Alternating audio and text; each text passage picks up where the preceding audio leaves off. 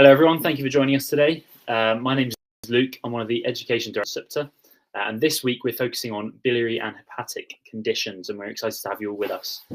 Today I'm joined by Gabriel, who will guide you through biliary and hepatic conditions. He's a fourth year medical student from Brighton Sussex Medical School. To make the sessions as engaging as possible, we'll be releasing polls throughout. These are completely anonymous, so we encourage you to participate actively. If you do have any questions during the session, please pop them in the chat and we'll do our best to address them.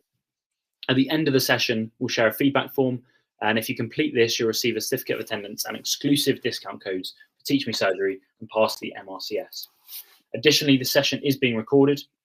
The recording and slides will be shared on our medal page a couple of hours after the session, so be sure to keep an eye out for that. We're also excited to share that an exclusive question bank and other resources will be made available on our learning portal, so be sure to check out our website to access them.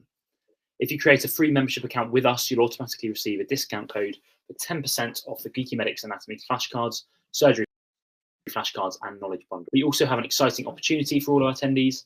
2 lucky people will win free access to the Geeky Medics surgical flashcards and the Geeky Medics OSCE stations. To enter, simply complete the Google form at the end of the session and enter the unique code that we'll provide. The more sessions you attend, the higher your chances of winning, so be sure to stay until the end and attend as many of our other sessions as well. And just before we begin, we'd like to thank our partners, the Royal College of Surgeons England, Geeky Medics, the MDU, More Than Skin Deep, Medal, Teach Me Surgery and Pass the MRCS. So without further ado, I will hand over to Gabriel.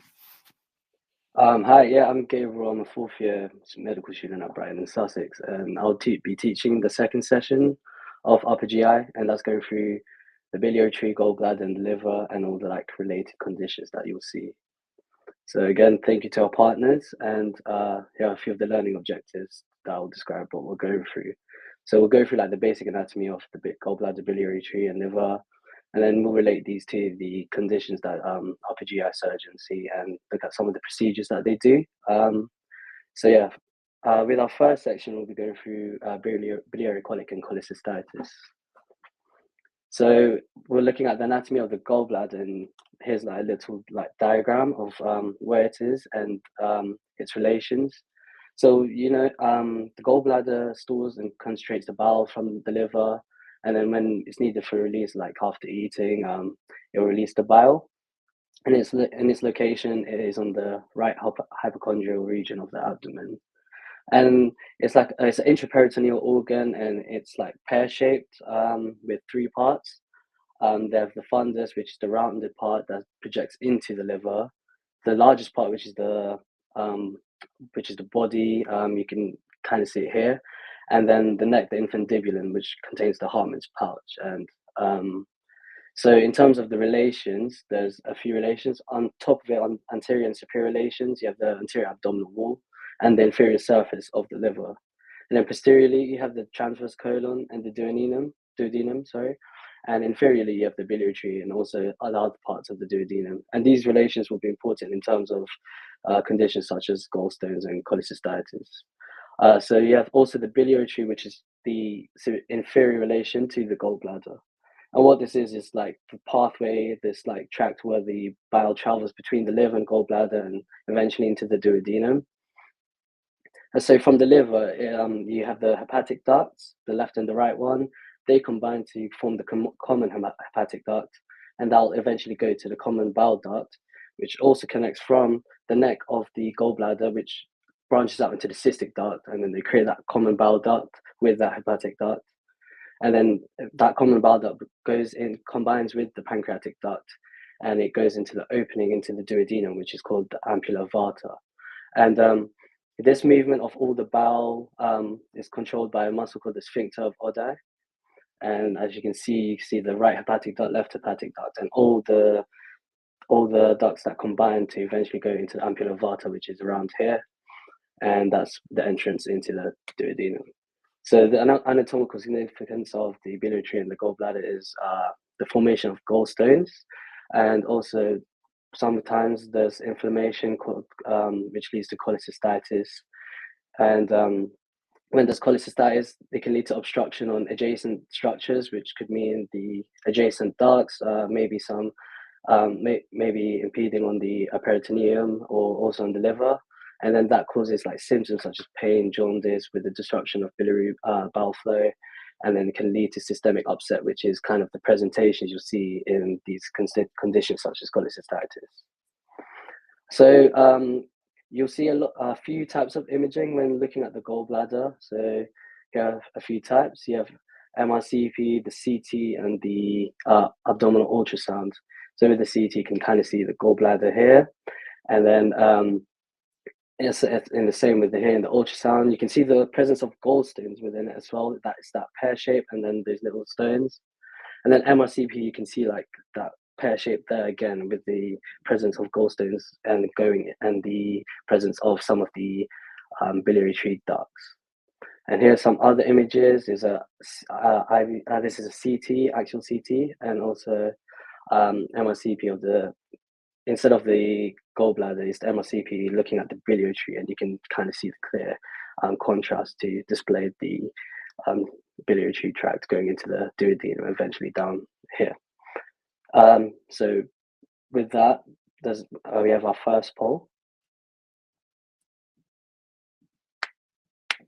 And if you have a medical student who's asked to describe the pathway that bowel kind of takes from that liver and then going into the duodenum, and you have a few options, I think you'll see it in the chat, the poll, and I'll just give you a minute to look at the options and kind of find which one you think the answer is.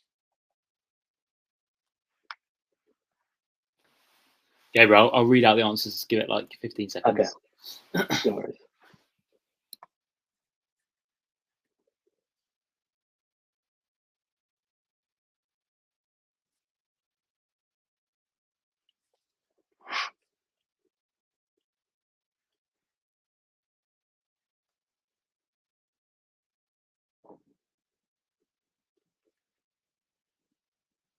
Luke, how's the poll looking?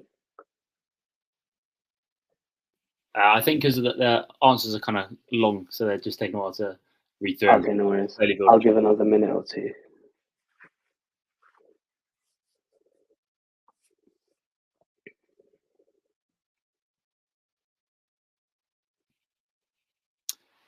By the way, guys, I know the poll answers are slightly different to the answers on the slide, so go by the poll answers when choosing.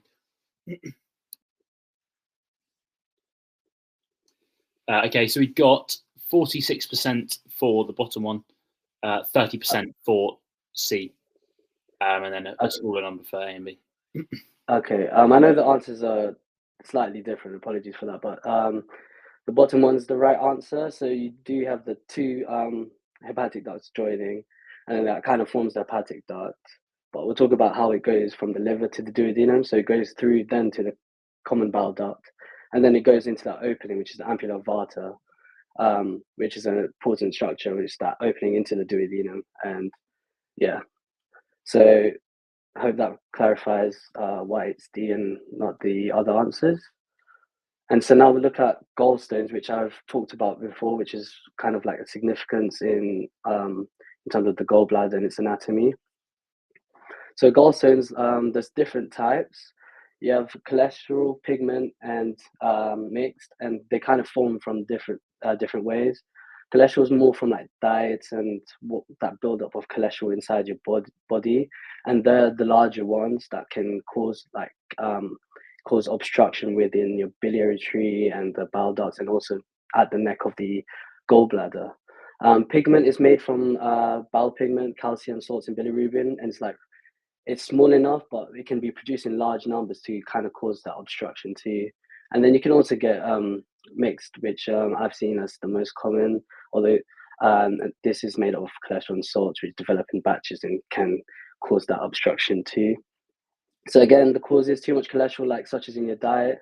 These crystals in your bowel, they kind of form into stones, and that's why they're large enough to block the biliary tree or the neck of the gallbladder and kind of cause those symptoms of jaundice and also pain.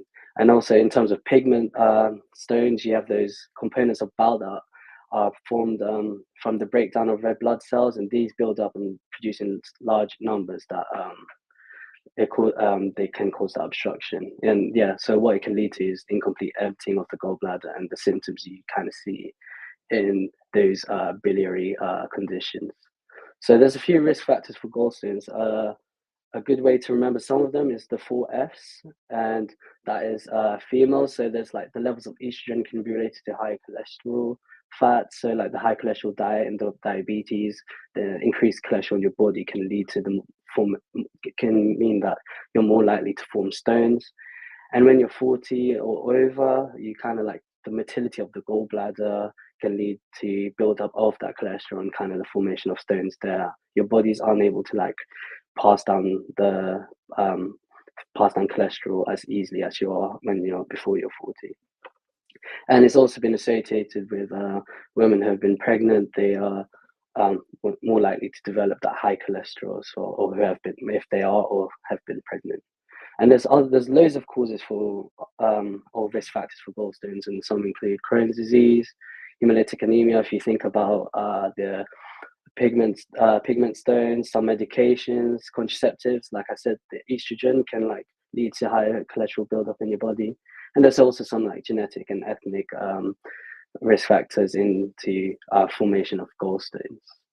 So I did mention cholecystitis, and I'm going to like go through like the two main conditions that you may or may not have seen in your lectures or in your placement, and that's biliary colic and cholecystitis.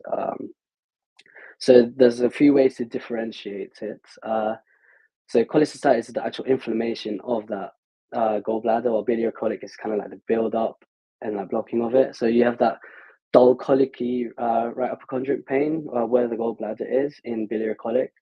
While with cholecystitis, the inflammation kind of causes that sensory of pain constantly because of the inflammation and cause like sending those pain signals to your body.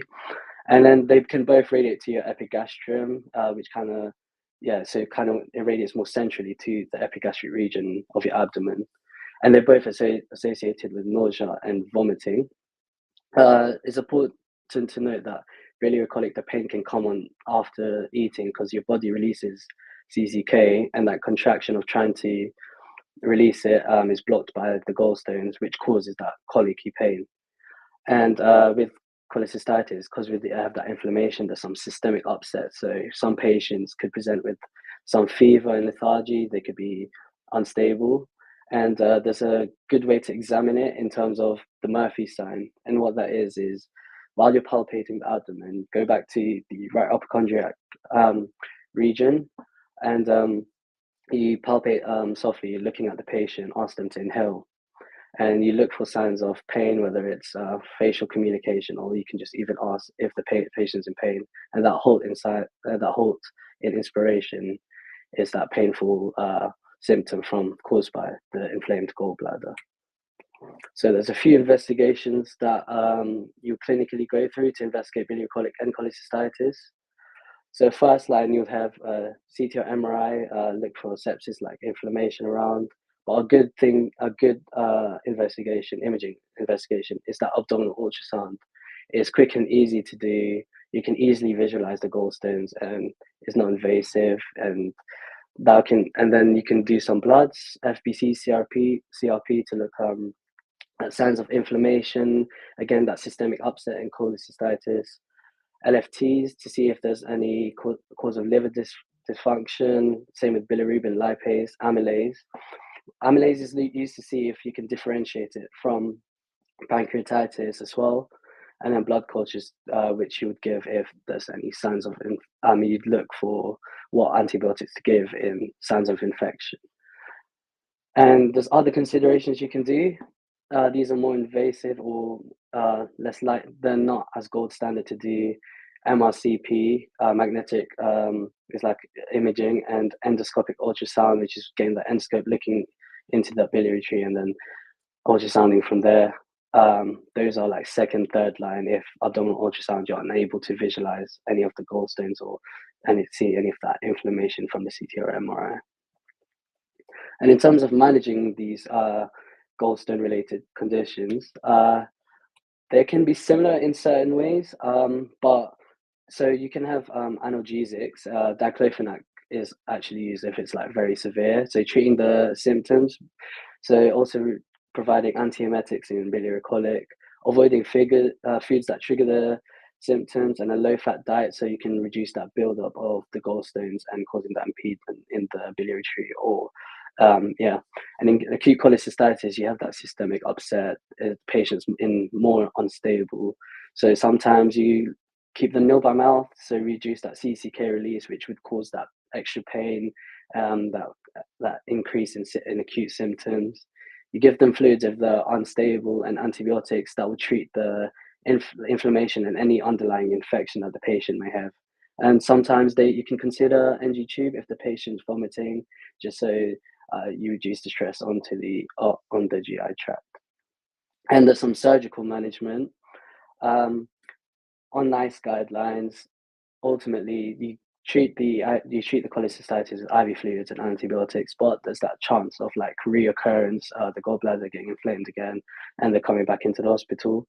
So if they're stable, ideally within 72 hours of the symptoms, you could look at doing an elective laparoscopic cholecystectomy, create little holes, getting the laparoscope in, and just getting rid of the gallbladder. So then the cholecystitis will not occur again. There's other options, which is ERCP with sphincterotomy. And what you do, there's a special knife that cuts into that opening of the ampulla vata around the sphincter of Oddi. So where the biliary enters the duodenum, that opening is created, and that releases and takes out all the gallstones, which is kind of causing that inflammation and symptoms. And like third line, there's cholecystostomy, which is that drainage of that inflammation. It's more last line, and I've not personally seen doctors speak about doing this, and normally you see the elective lap chole or the ERCP. So if the gallbladder disease are left untreated or unresolved, there's a lot of complications that can occur. So as you remember, if you can rethink back into our anatomy, our biliary tree eventually joins the pancreatic duct, and if the gallstones go far enough down the biliary tree, they can block the ampulla vata, which also blocks the pancreatic duct. So the flow of pancreatic juices are blocked, and then leading to that inflammation of the pancreas. You have Maritzi syndrome, which is that obstruction in around the neck of the gallbladder, and because the cystic duct and the common bowel duct they're very adjacent, the gallstone can be big enough to impact the cystic duct and kind of compresses it. The gallstone impacts the cystic duct and pushes onto the common bowel duct, and then that blocks the liver bowel flow as well. And that's the kind of presentation of jaundice in cholecystitis, one of the reasons of jaundice. You can have empyema, which is like the bowel doesn't flow, so it leads to infection and that formation of pus, and then kind of leads to that lumen perforating and getting that pus kind of like comes out of the lumen and spreads around the organs. You have Bouvret syndrome, and what that essentially is a cholecystoduodenal fistula. So like the biliary tree forms a fistula with the duodenum, and then gallstones can go into the duodenum and kind of block the small intestine, which cause gallstone ileus, where there's no flow or movement in the ileum as well. And then you have chronic cholecystitis, which is just long-standing, reoccurring biliary colic and chronic and that cholecystitis of the gallbladder. It's just you get the same acute presentations and episodes, and if left untreated. So yeah, I've talked about jaundice, and the way we can categorize it is there's three ways. So there's like jaundice, you've probably know if it's yellowing of the skin and eyes, and that's due to the bilirubin buildup, and you can split into prehepatic, posthepatic, and hepatic causes of jaundice. And the three categories of jaundice are caused by different causes. So prehepatic, think about your red blood cell breakdown, like the bilirubin builds up and cannot be excreted because such as in like hemolytic anemia, Gilbert syndrome. And then you have the intrahepatic, where the hepatocytes or the cells of the liver cannot really conjugate, or like basically sort out the bilirubin.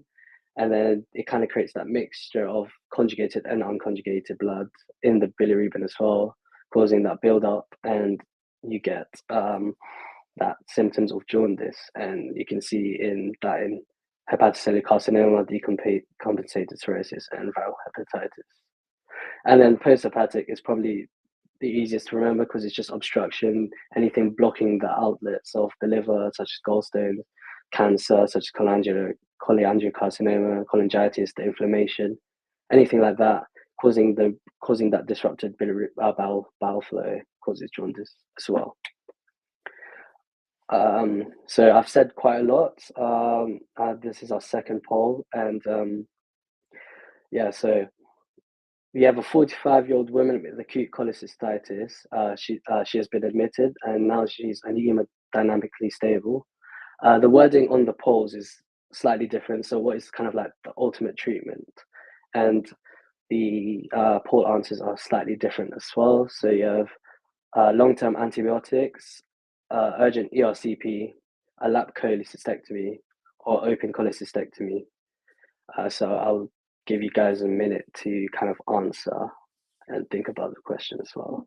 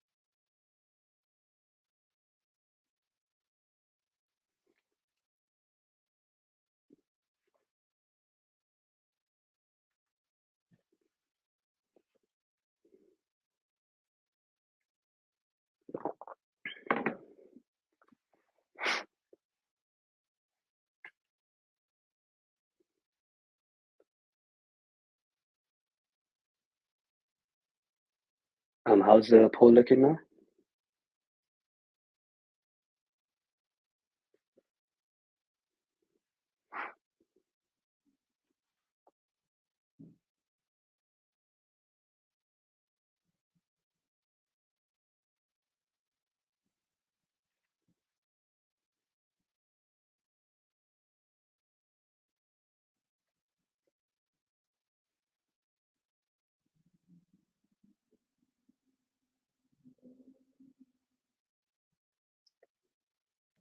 Sorry, Gabriel. So most saying laparoscopic cholecystectomy.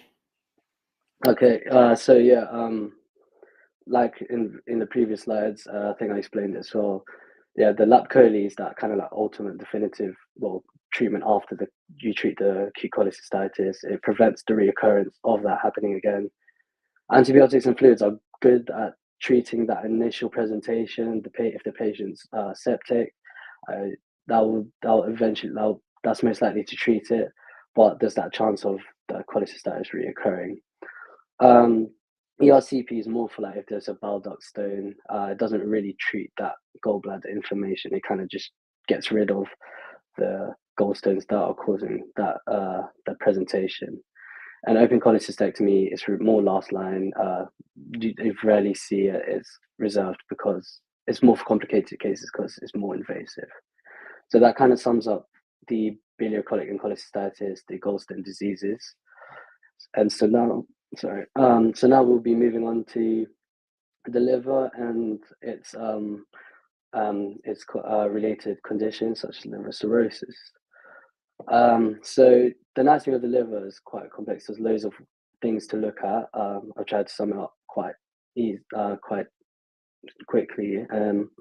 But so in terms of locations, beneath the diaphragm, it is a large organ. You'll see it's from the right upper chondrite region. Kind of the tail extends all the way through the epigastric and also the left hypochondriac region. one way to classify the anatomy is the four lobes, which is kind of like the right and left, and you have the caudate and quadrate lobes, which you can see easier from posteriorly. I'll pull up a diagram so it's kind of like easier to imagine. And you have the ligaments. The liver has several ligaments that attach to its adjacent structures, and this is important um, in terms of liver transplantations, which they use to essentially remove the liver. So you have the falciform ligament, which is anteriorly. You have the coronary, which is kind of on top, and then you have two triangular ligaments, which is on the left and right, and then the lesser omentum is like inferiorly to the stomach and duodenum. And the liver around it, there's recesses, and what's significant about this is whenever there's infections in the liver, this is kind of like the part, or not just in the liver, any infections like the abdominal area, this is kind of like a pathway for the infection to kind of spread. And it's also the areas where abscesses can like easily form. So you may have heard of some of them. It's a subphrenic, subhepatic. Probably the Morrison's pouch you may be more familiar with. But yeah, those are the significant like hepatic recesses that lead to infection and abscesses. So as you can see here, in the superior surface, you can see the left and right, and at the back, there's kind of like a H, and that separates the caudate and quadrate lobes of the liver. And in surgery, there's another way of kind of classifying the anatomy of the liver, and it's quite useful in terms of surgical resection for hepatocellular carcinoma, so liver cancers.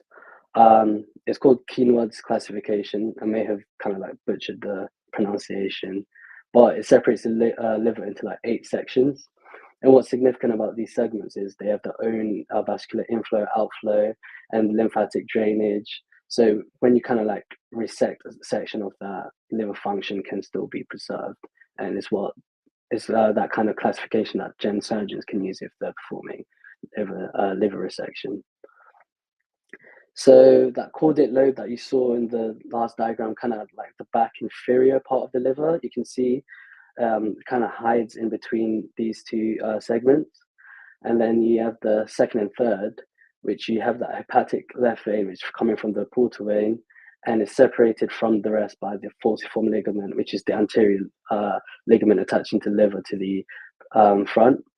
And then to the right of the second and third ones, you have the left and middle hepatic veins, and that's what kind of separates the fourth segment, which is classified as A and B. So you can see here, it kind of creates that little section for the fourth segment. And then you kind of have this portal plane, which is the bifurcation of the hepatic portal vein. And this is a good landmark to use when you're separating the right side of the liver. All of these in the right lobe of the liver, you can look at the sections. So below the portal vein, you kind of have the fifth and sixth one. And then what separates them is the right hepatic vein. And then above the portal plane, you have the eighth one and the seventh one, which is also separated by that right hepatic vein. So yeah, this is an anatomical classification that general surgeons find useful for procedures, especially liver resection. So you also have vasculature. We'll also look at vasculature of the liver and also some important organs such as the stomach and spleen. So the liver is quite different from organs.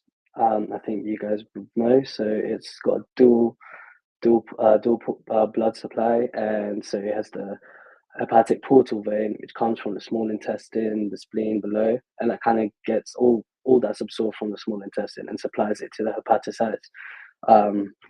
And then you also have the hepatic artery, which is for the not for the hepatocytes, but like to deliver oxygenated blood to the liver.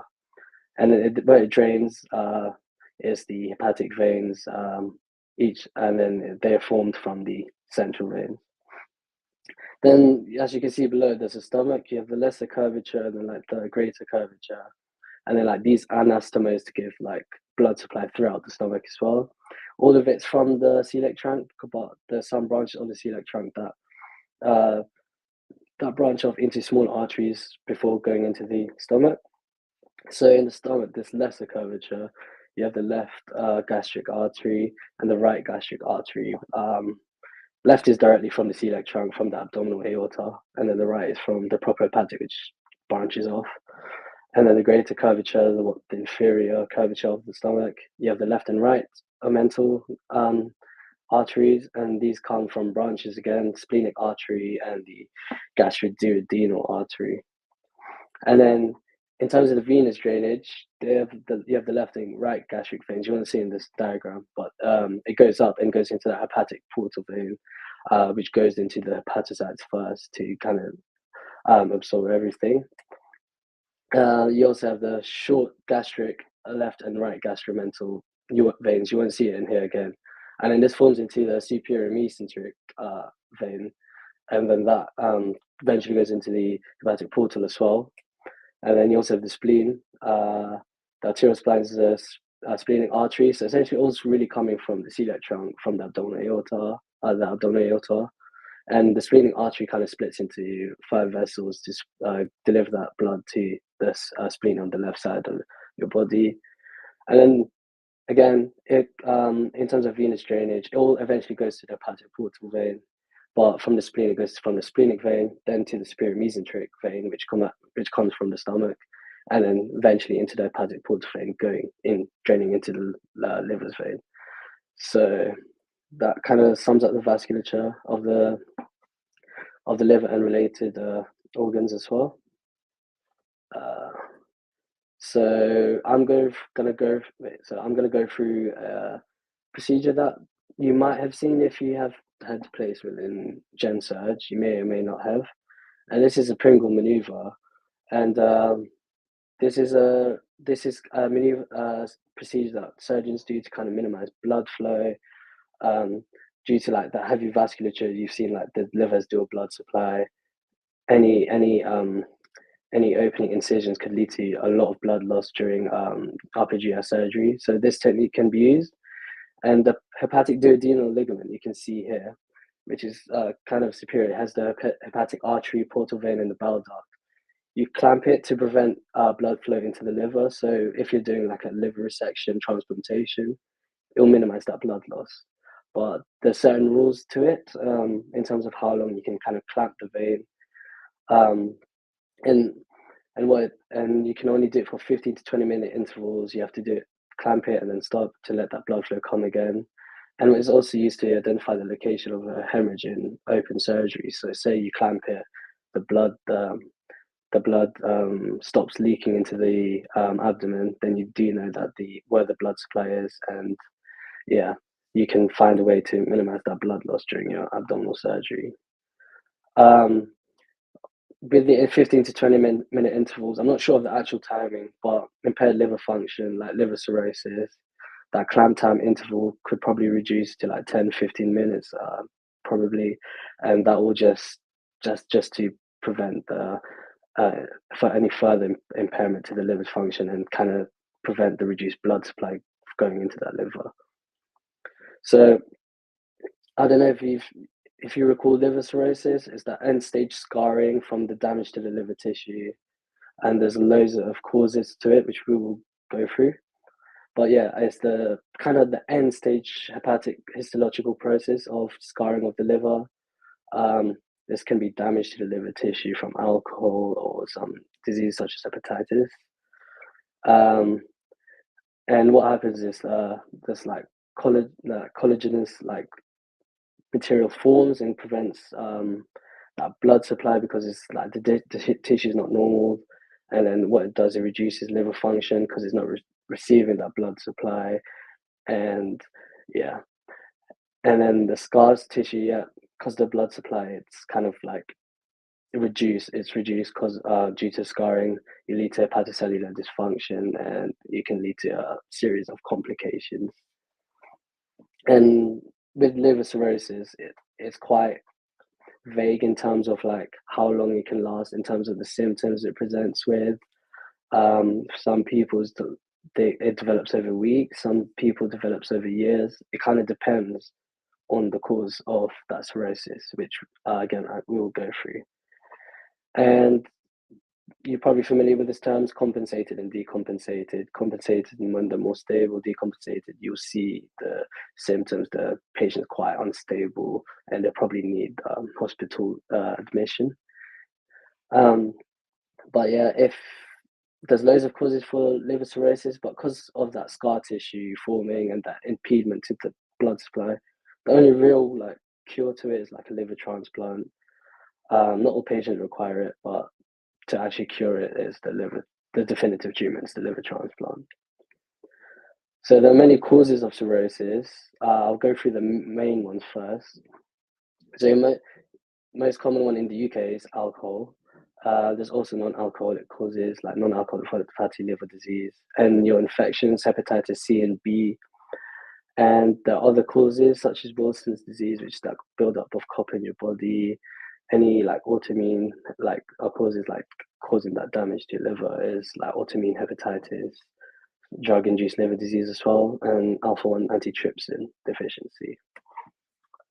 So I've gone through liver disease and or liver cirrhosis, but as I said, there's a variation in how it presents, and we can classify it into acute versus chronic.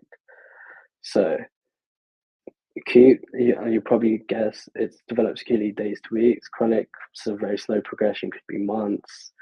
The triggers of acute is like onset of infection, new infection, someone with that damaged liver will decompensate and then cause the infection, and alcohol or drugs, they will kind of cause that like they'll add to the damage to the liver tissue, causing that acute presentation.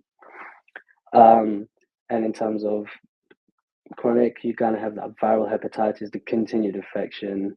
It's just that slow damage rather than acute damage. That slow damage, slow build-up of scar tissue, and it causes the patient to, well, decompensate and become unstable. So what differentiates liver disease in terms of decompensation versus compensated? You'll see ascites. Ascites is the build-up of that swollen abdomen. You'll see jaundice, possible variceal bleeding, and in some cases, encephalopathy. And that's the same with chronic as well. If it's compensated, they might not have any symptoms, or they could be just fatigued and have that, or you can have like a hepatomegaly, which is that swollen like liver that you'll see in examinations. With acute decompensated liver disease, you're more likely to have sepsis. With chronic, you're not. And what's interesting about acute liver disease, if you had chronic liver disease before, there's acute damage to the liver on your chronically damaged liver can cause acute on chronic liver failure, which can kind of increase that variceal bleeding, like hypertension, and cause damage to other organs and multi-organ failure. So when there's acute decompensated liver disease, you hospitalize the patient. The intervention is urgent. You treat any symptoms and try and manage the triggers. It's got generally poorer prognosis, especially if it leads to acute on chronic. Chronic can be managed outpatient. The long-term management, there's not really anything you can do to intervene initially, but they'll eventually need that liver transplant because the liver's damaged so much so that it's lost its function and causing this presentation in the patient. So I talked about variceal bleeding, which is complication of decompensated liver disease.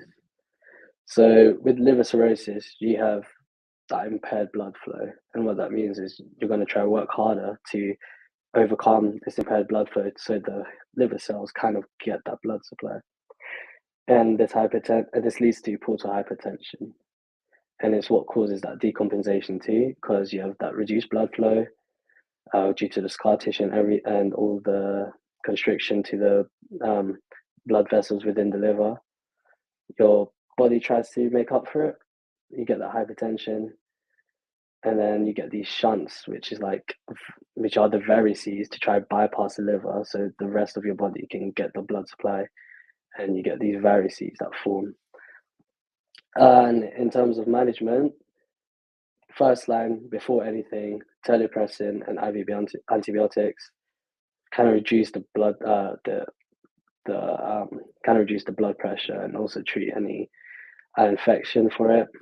Most likely, you have band ligation, which kind of like and tips and Blakemore tubes, and these are all like methods to like effectively reduce that blood that the varices from forming, or like reduce the hypertension causing the varices to eventually bleed. So in terms of prophylaxis, obviously you're going to get the increased hypertension.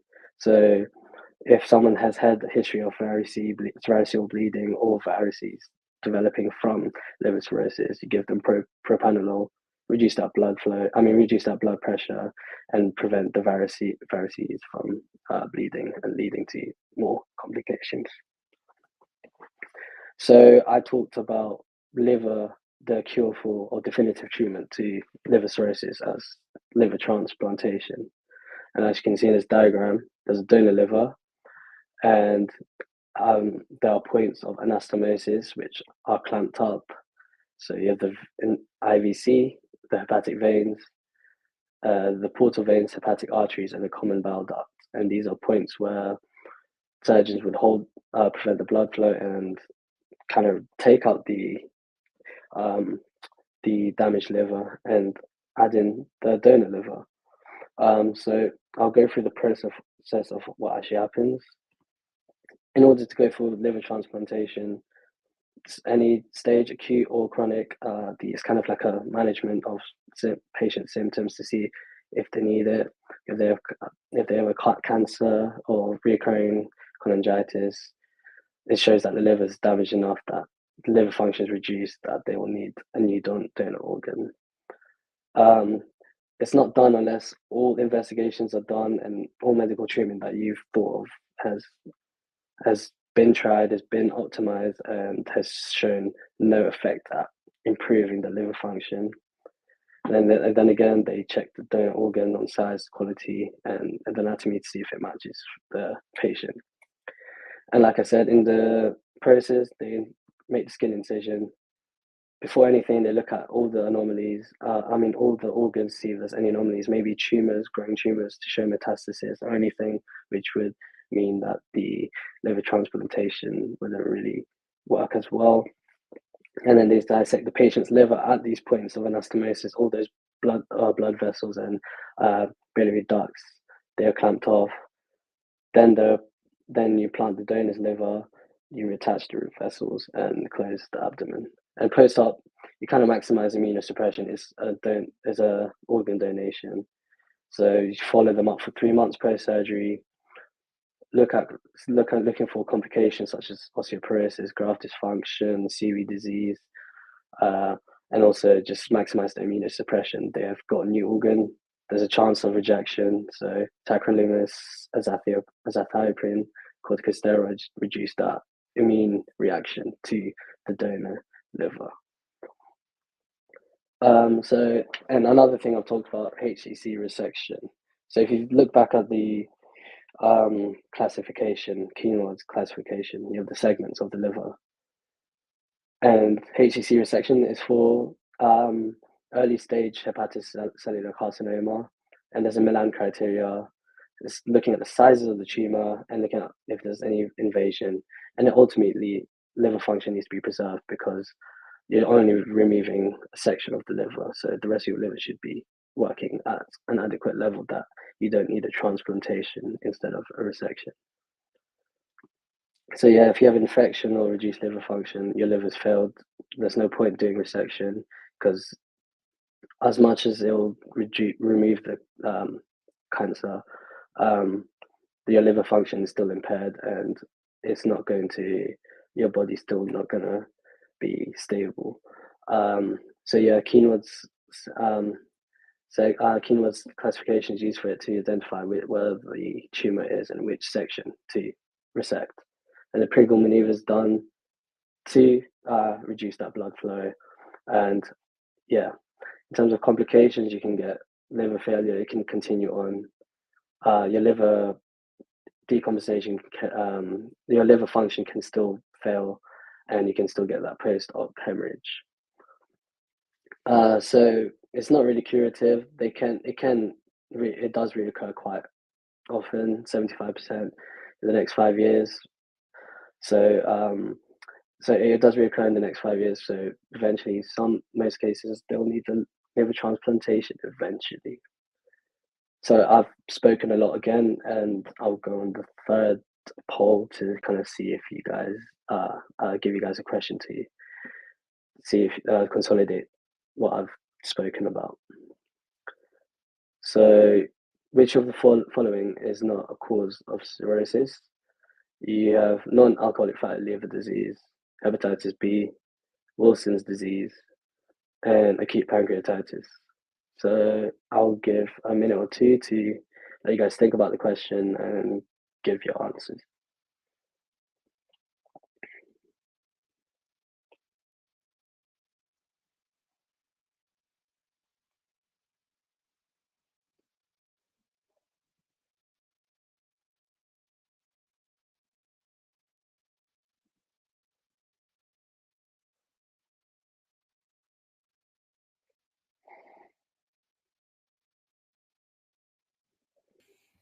So 84% going for acute pancreatitis. Okay, so yeah, the majority of you have guessed the correct answer. The top two, non-alcoholic fatty liver disease and Hep B, those are the common causes of liver cirrhosis and scarring. And Wilson's disease, it causes cirrhosis because it causes that buildup of copper in your body, and your liver can't really excrete that, causes damage. So yeah, it's a cause of cirrhosis as well. And pancreatitis is its own separate thing. It's the inflammation of the pancreas and does not lead to cirrhosis. And so I have another poll. So because I've said a lot, I thought 2 polls would be reasonable. This one's a case presentation, like in a case scenario. So you have a 58-year-old man with cirrhosis. He has hematemesis, vomiting blood. Endoscopy reveals that he's got esophageal varices. So we're kind of looking at what kind of causes the variceal formation. So is it the hepatic arterial flow? Is it obstruction of the venous outflow? Is it portal hypertension due to the fibrosis of the liver? Or is it hypercoagulability leading to thrombosis? So I'll give you another minute or two to think about and answer the question.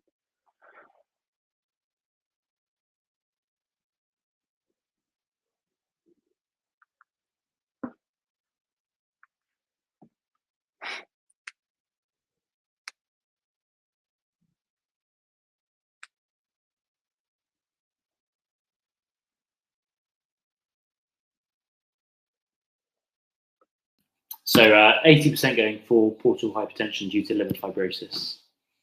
Okay, so again, yeah, everyone's going along the right lines. Most people are, in terms of that hypertension is due to the liver fibrosis. Yeah, so the cirrhosis kind of like, as I said, it impedes the blood flow, the portal blood flow, that scar tissue collagen forming, and then these kind of shunts try to go around the liver, causes these esophageal varices, these varices in the blood vessels around the esophagus and the gastric blood vessels as well. And like I said, they can rupture and cause bleeding. So, yeah. And in the last section, I'm gonna cover biliary atresia, and this is a condition that you may not have seen unless you have gone into pediatric placement. It's a rarer cause, and you don't see as much in upper GI. So again, I'm going through the biliary tree extrahepatic ducts because this is kind of relevant to how biliary atresia is caused. So then again, like you have the right, left hepatic ducts, common hepatic duct. Then you have the cystic duct. They form the common bile duct, which joins the pancreatic duct, and then it goes into the ampulla ovata. And again, controlled by sphincter of Oddo.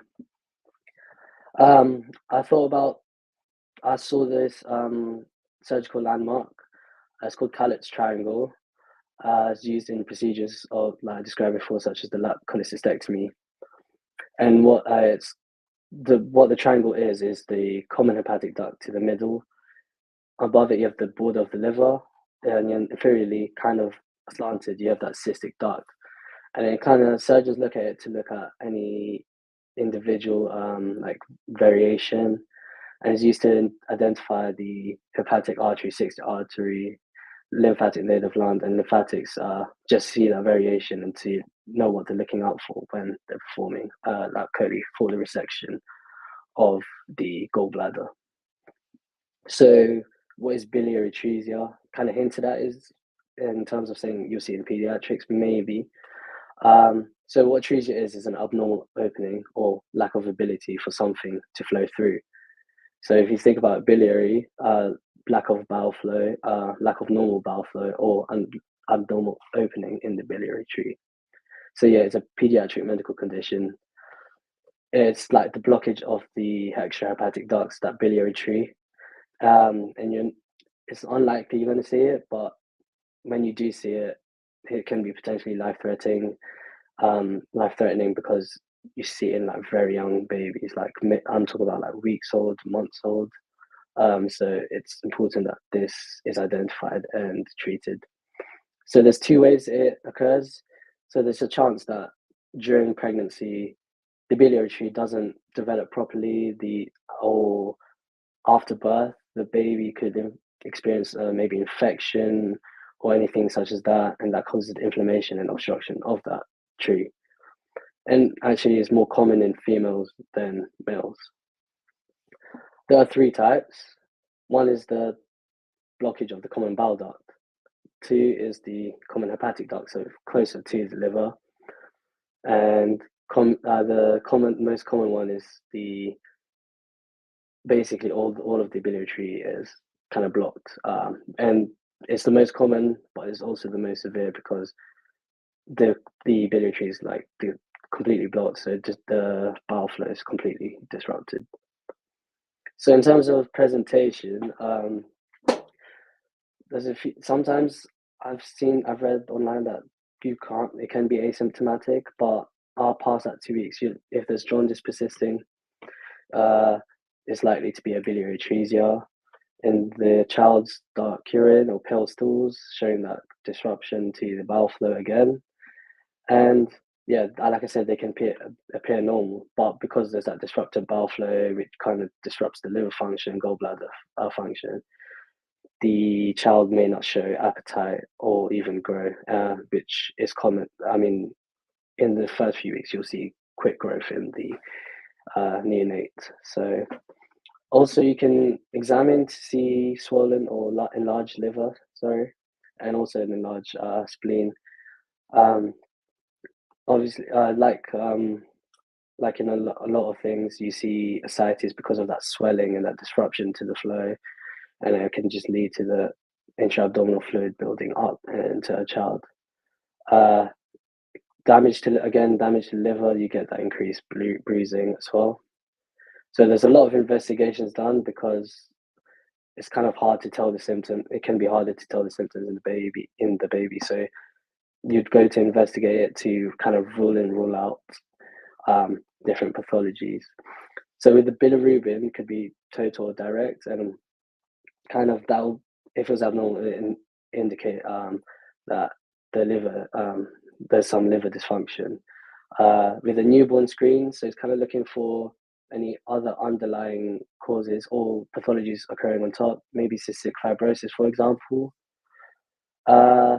You might know that the liver test PT and INR, they're good at looking for liver function. Liver causes liver kind of like forms those coagulable factors, kind of like for clotting, the clotting factor, sorry. So if they're impaired, it again shows impaired liver function, coagulopathy. You can look at full blood counts just to see the baby's overall health, maybe an underlying infections going on at the same time. And then you do your AST, ALT, ALP, and GGT.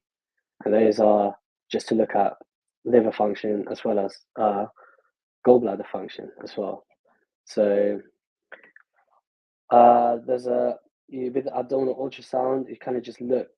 Obviously, there's a chance of individual variation. So you just kind of visualize the morphology, the biliary tree, and that triangular cord sign. And with the HIDA scan, this is a procedure where they look at if the liver is excreting that the bowel, and then if it's disrupted, they want a biopsy to look at if there's damage of the liver. So essentially, the disrupted disrupted bowel flow eventually causes damage on the liver. So you're looking to see if the liver cells have had that kind of damage.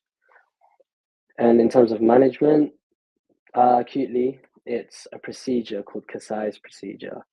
So what happens is the surgeon kind of removes any of the bowel ducts, any part of the biliary tree that's kind of damaged or blocked, and they kind of create they anastomose a part of the jejunum, and then attach it to the liver, so it kind of bypasses that biliary tree, so the bowel's kind of flowing through.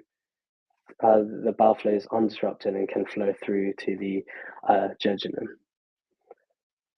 So, as effective as Kasai's procedure is, eventually in 2 to 5 years, maybe even further, most cases the patient will need a liver transplant, and that's because the liver has been damaged enough that it cannot function normally for the child, so they'll need a new one. So, and chronically, they're more prone to having infections. With the damaged liver, with the disrupted biliary tree, they'll need more supplements, deoxycholic acid to help the gallbladder function, and vitamins to supplement them. So this is the last poll. This is just go over biliary atresia. So what is the primary goal of the Kasai's procedure in treating biliary atresia? So is it a complete cure? Is it liver transplantation prevention? Is it to restore that biliary drainage, or is it to provide symptomatic relief? So I'll give you a minute or two to kind of like think about the question and give your answers.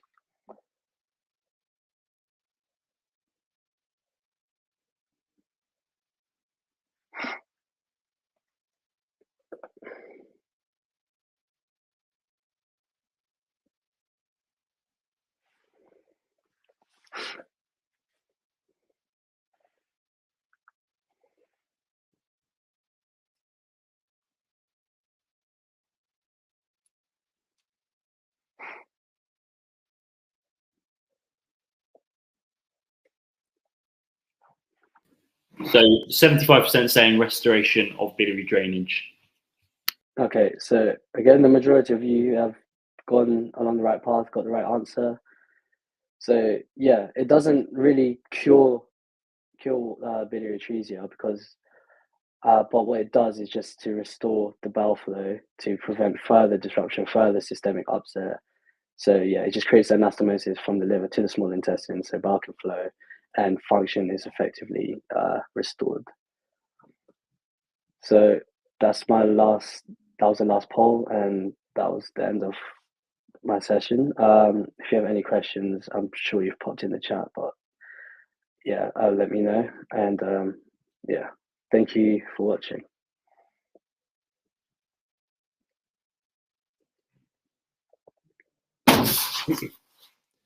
Thank you, Gabriel. Yeah, guys, I'm just having a look at the chat, but no questions that I can see, which hopefully means you've covered everything, which is brilliant. So thank you very much for that. Very interesting teaching session on biliary and hepatic conditions. Just putting out feedback now, guys.